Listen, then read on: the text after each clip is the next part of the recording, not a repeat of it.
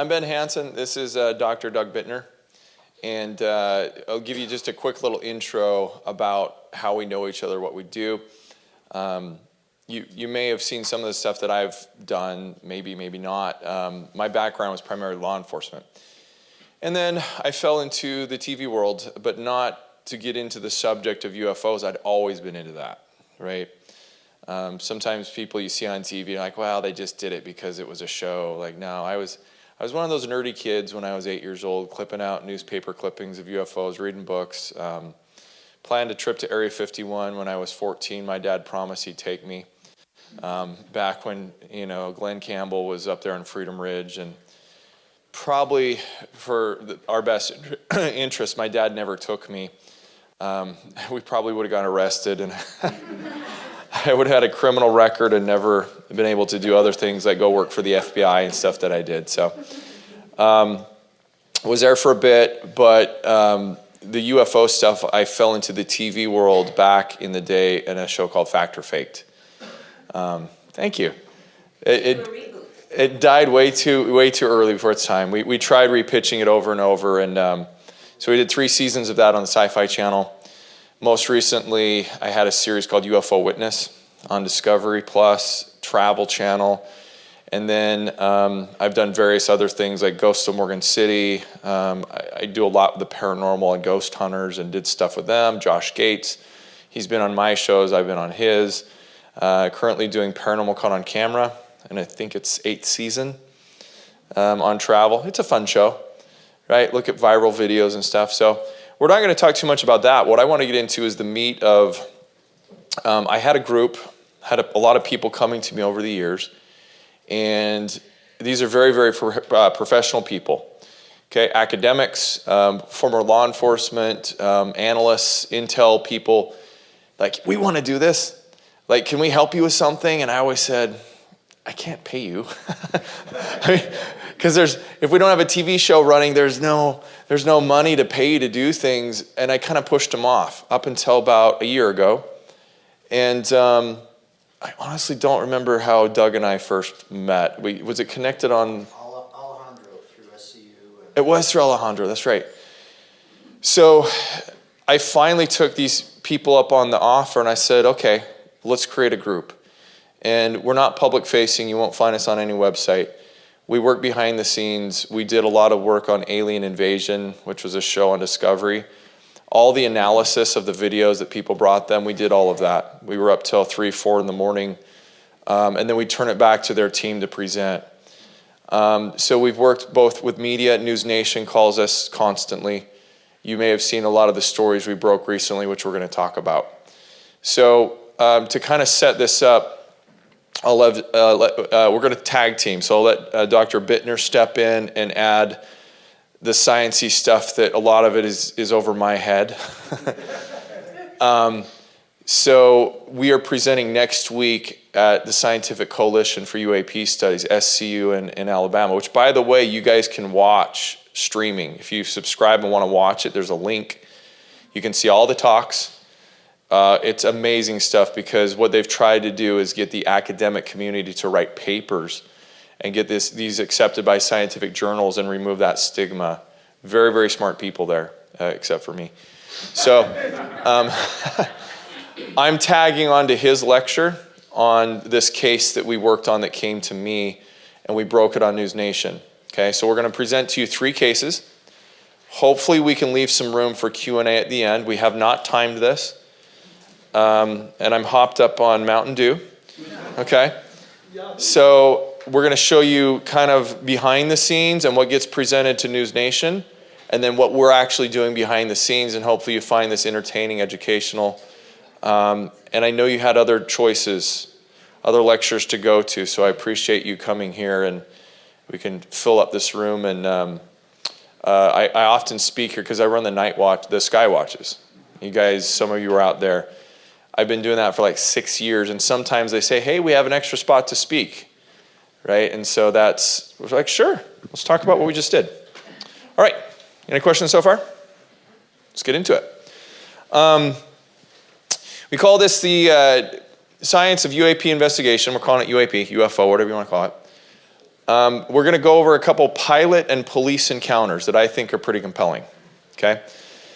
Now, we chose the first one, and I'm not gonna give the spoiler, but the first one where we did a lot of work where sometimes we think we're able to explain things prosaically, okay? I hate when people think we're taking the fun out of stuff or debunking or skeptical. Look, all of our conclusions are never finite, I would say. Science is a matter of probabilities, right? So if I come to a so-called conclusion, I try to give it, as you see Dr. Buettner too, a probability percentage that we think we figured it out, okay? But we don't know for absolute certain. So we'll let you decide, okay? In fact, when Ben asked me, I give a confidence interval level. I'll say, for example, in the next one, I'll give him a confidence level, and we'll explain that when we get there. And to remove the awkwardness from him, because he's not gonna brag about himself, but he's currently teaching courses at University of Utah. He's done contract work. He's an aerospace engineer, everything in orbit. JPL NASA was creating technologies for them with the space gel. I'm sorry. Stardust Mission Aerogel. Stardust Mission Aerogel, okay, to keep our astronauts safe and re-entry vehicles. His nickname in my group is Orbit, okay? So if I accidentally slip and call him Orbit, okay, that's not what his parents named him, all right? But his doctorate level and everything, when he gets invited to these conferences, you know, I'm sometimes one of the only people who doesn't have a PhD, and they fully accept us. With the people we were working with recently, it's great because if someone has an ego, we kind of cut them off, right? They've spent a lot of time in their field to become experts, and they've risked a lot in their profession, right? As some of us also have to come forward and attach our name to UFOs, right? All right, this case came to me, actually I did a show on TMZ recently called Strange and Suspicious. It never got picked up for a full season, but I'm gonna play a clip of that because I was on there with Harvey, and this is one of the cases they want us to review. So I took the case, did this whole run-up on it because it was posted on, I believe, Facebook first, Facebook or Instagram. So I'm just gonna let this play. You can get the full view. I might cut it off early so we can move along here, but this is what it looks like. All right, guys, so this was March 25th of this year. Guy's flying back from Florida to New York City. So he's filming outside passenger window, looking out there at this bridge, and suddenly this object comes zipping by the window.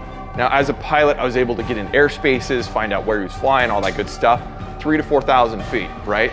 Some people think this is an insect. I disagree. I want you to see this. You tell me what's going on. Did you guys see this? It was all over New York Post. The thing is that that's really slowed down. When you watch that footage and how fast that thing is going, this thing is moving at a speed. This is not balloons. This is not insects. This is not, it's ridiculous. That's what, you're not doing enough research on it. That's what you'll say. The question is, how did that person get that footage or realize that they had that footage when they were looking out the window, that they go, oh wait, what the hell was that? And then they saw it, slowed it down. But how easy is it to fake that? Today, in 2024, I could make that video in 17 seconds. I would counter that though. Look at the surface reflection of it. If you look at it, it changes frame by frame. That's either really good editing or that's really something. When you overlay it, because I do a lot of video editing like this, it's not impossible to do, I agree with you, but when you overlay those images, it looks like something's actually revolving, you know, like a disc is happening, or the compression, the pixels, everything seems to fit in this footage, because I turn to that, usually go right to that. Second thing, I would look at insects. But this is so in focus. This would have to be literally like 15 feet out your window, and it happens in 1/7 of a second is when it zips by. This plane's going about 200 miles an hour, okay? And it's way up there, 3,000 to 4,000 feet. I really doubt you're gonna catch 4.2 0.25 frames of this insect. You don't think in today's environment, like an entire plane full of people wouldn't catch that going by their window and everyone that's not the scream? speed. The regular speed goes like this. So no one besides this person was lucky. They were like, when you're on a plane and you're like, oh look, I'm arriving now, and you show New York, and they got lucky and this thing zipped by. All right. So you might find yourself kind of in the position of one of these people, right? The whole idea of the show was we all have these different opinions and we yell at each other, and Harvey sits there with his big gulp and, you know, just like, this is weird, you know.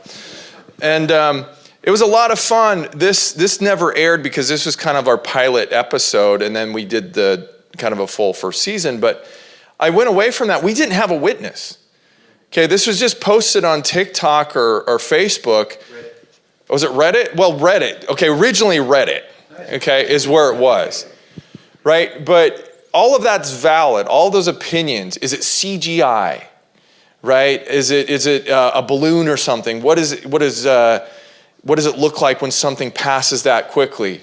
Okay, so whoops, I'll walk you through what we did. First of all, we looked at that bridge. Okay, that was I'm not from New York. I had no clue. All we heard was a guy from Florida was going to New York. Okay, and there's a bridge. So like, where do we start? Well, I started looking up flight data from all flights on that day going from Florida to New York. And the only ones that had a bridge that we were able to identify, and Doug will get into that, was this bridge, Verrazano Narrows. Thank you. Back east, you guys? Okay. So as we see that in the picture, all of the flight patterns, we identified 9 flights that go past that bridge at kind of like in the middle of the day, okay? Because I'm a pilot, I also pulled up what's called the instrument flight approach. This is what they call a plate. When you fly in to airports on an instrument approach, right? You're flying in thick soup clouds. You can do it blindfolded. You're following your instruments, and all the approaches that went by that bridge were going on an approach to LaGuardia. Okay, so now we're narrowing it down. Well, I'm going to turn the time over to Doug now because I had never done this in a case, but he pointed out something very interesting about the bridge and what we can see in the video. So he brought this to the team. Actually, what he did is when he brings it to the team, he's like, well, we got these 4 or 5 different cases. And I glommed onto this one very quickly because I had video. And actually, independently, Ben and I both went to the individual on Reddit to ask him, hey, could we find or get the original video? So when I do a video analysis, I'm looking for the original video, and you'll see why in a second. But right now, you know, the first frame, I'm going to say where it shows up here on the right, I call that T = 0, right? But then the next one, I don't know what the frame rate is of the camera. So there's the object. But you'll notice in the Reddit post, there's no wing there, okay? And that wingtip is actually very telling because that kind of gives you a hint at what aircraft is actually being ridden in. The next thing is you see the Google image search. What I did right here is, okay, what bridge is that? I was pretty certain it was New York. We knew it was suspect, but, you know, again, I'm not from New York. I've been there, but I don't remember all the bridges, right? And so I put that into Google image and hit it again. And the other thing you'll see here is the shadow, okay? And so I'll utilize that here in a second, one more time. Okay, and so now I know it's the Verrazano Narrows Bridge. And so now I can go do what's called shadow cast analysis. That shadow is being cast down.